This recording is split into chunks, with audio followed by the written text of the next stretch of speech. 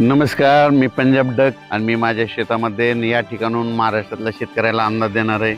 मागं म्हटलं होतं ना मी की 27-28च्या दरम्यान उत्तर महाराष्ट्राकडे पाऊस पडेल, तर तिकडे गारपीट देखील झाली आणि पाऊस देखील झाला आणि वादळ देखील झालं आणि शेतकऱ्याचं अतोनात नुकसान झालं.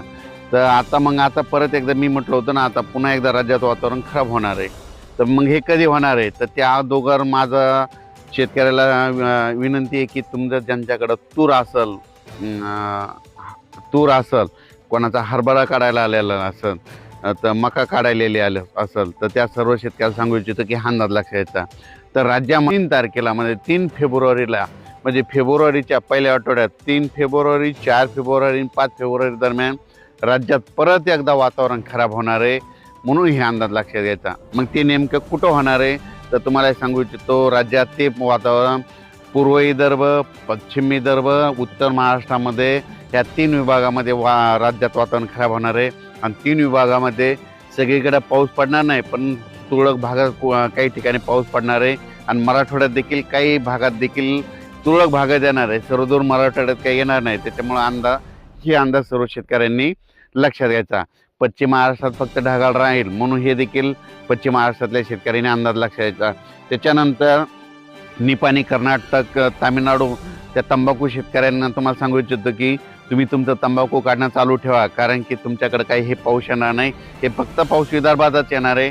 मग तुम्हाला एक सांगू इच्छितो, हे नेमका पाऊस कोणत्या जिल्ह्यातल्या काही भागामध्ये येऊ शकतो. तर तुम्हाला सांगतो, सुरुवातीला आपण बुलढाणा जिल्हा घेऊ. बुलढाणा जिल्ह्यामध्ये मेकर तालुका, त्याच्यानंतर नांदुरा, जळगाव, खामगाव, जळगाव जामोद, त्याच्यानंतर इकडं अकोला ह्या परिसरामध्ये तुरळक ठिकाणी 3, 4, 5च्या दरम्यान काही भागातच पाऊस येणार नाही, सगळीकडे पडणार नाही. म्हणून हा अंदाज बुलढाणा जिल्ह्यातल्या सर्व शेतकऱ्यांनी लक्षात घ्यायचा. रिसोडकडे देखील जाईल, वाशिमकडे देखील जाईल, शिरपूर जैनकडे देखील असणार आहे.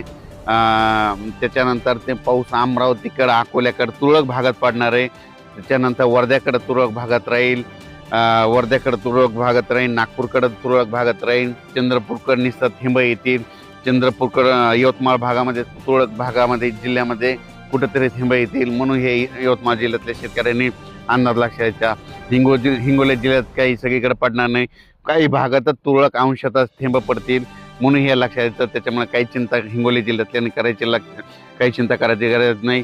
नांदेड जिल्ह्यामध्ये फक्त ढगाळ वातावरण राहील, म्हणून नांदेड जिल्ह्यातल्या शेतकऱ्यांनी हा अंदाज लक्षात घ्यायचा. लातूर जिल्ह्यामध्ये फक्त ढगाळ वातावरण राहील, तिकडे काही पाऊस येणार नाही, त्यांना काहीच चिंता करायची गरज नाही.